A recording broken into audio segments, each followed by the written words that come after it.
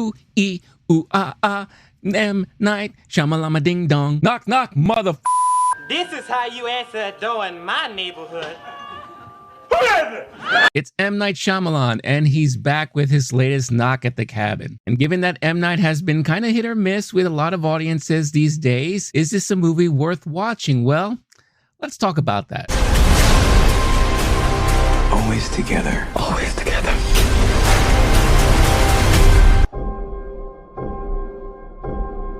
The Knock at the Cabin, you find yourself watching a same-sex marriage couple with their adopted daughter vacationing in the woods, being visited by 4 unusual guests. The 4 unwanted guests are preaching about doomsday and the apocalypse and how they need help in making sure that doesn't happen. However, the catch here is that one of the family members have to basically make a sacrifice and choose someone within the family to kill in order to stop this impending doom. Now, with understanding all that, it of course leads to a pretty interesting premise and something that sounds like M. Night Shyamalan will do justice with. Of course, everyone's wondering what's the twist gonna be, you know, where's the big reveal and all that. And yes, this movie does have a twist, but it is really not your typical M. Night Shyamalan twist. For the most part, I found this movie to be pretty straightforward. Yes, you get a little surprised here and there about certain things that are revealed, and when things all come together at the end, then you're like, aha,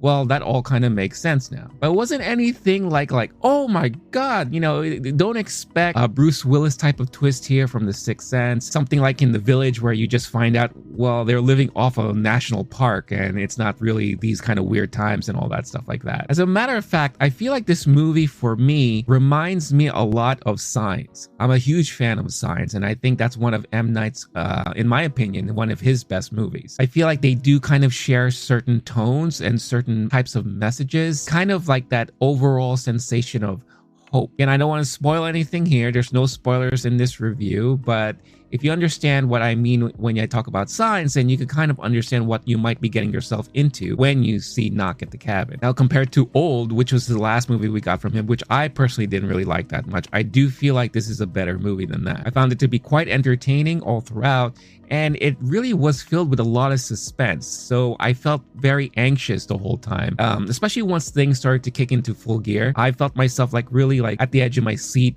wondering what's going to happen, what is to be expected, you know, what kind of decisions or surprises are we going to get? And when things are all said and done, I was left pretty satisfied with the ending. However, I do have to say this. If you are very familiar with the source material that this is based off of, the movie is based off of a 2018 novel called The Cabin at the End of the World, written by Paul G. Tremblay. Now, I never read the book, but after I watched the movie, I was very curious, so I did some of what you would remember as cliff notes from school. And I've come to find out that they changed a lot in this movie. Definitely a different ending and definitely a different series of events at a certain point. So if you're familiar with that book, get ready and you are in store for something that's a little bit different and that veers a little bit away from that. Personally, I think it would be more interesting to have seen a direct adaptation of the book because of the series of events and the more interesting ending, in my opinion. Here, this ending is very clear cut, and then you really truly understand what's happening. But I still think that Knock at the Cabin is something that's worth watching, especially if you are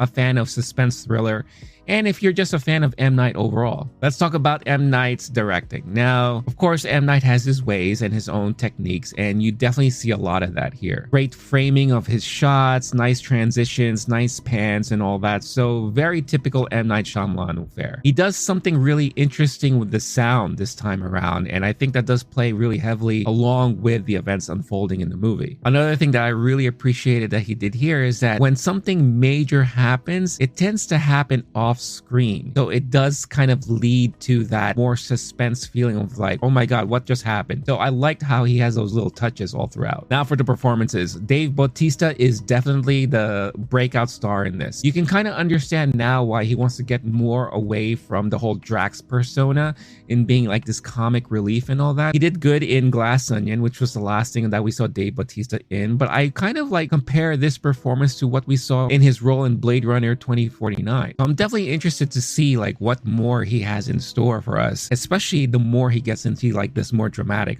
acting. Of course, I'm sure everyone's wondering, well, how is Ron Weasley? Well, Rupert Grint was actually pretty interesting. He has this like really interesting take on a southern accent all throughout, but you could kind of hear it like come in and out between that and his British accent. I believe he's British, right? Well, you know, his accent. Jonathan Groff was great, who played Eric. Ben Aldridge, who played Andrew, was fantastic. The little girl, Kristen, who played Wen, is very cute and adorable, even though I do feel like she overacts sometimes, but still, little kid, very cute. So overall, the performance is actually really well done. As for my rating, I rated this on Letterboxd 4 stars, and I definitely liked it. And I think that this is a movie that I wouldn't mind watching again, especially to see if I could like pick up on some other things. However, at the end of the day, it doesn't really matter at all. What I think what matters most is what all of you think. Is Knock at the Cabin something that you are interested in watching, or have you seen it already? Let me know your thoughts in the comments. Also, if you enjoyed this and you want to see more of this type of content, don't forget, hit that like button.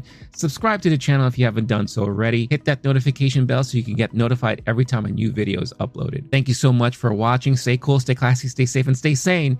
And I will catch you all in the next one. Peace out, y'all.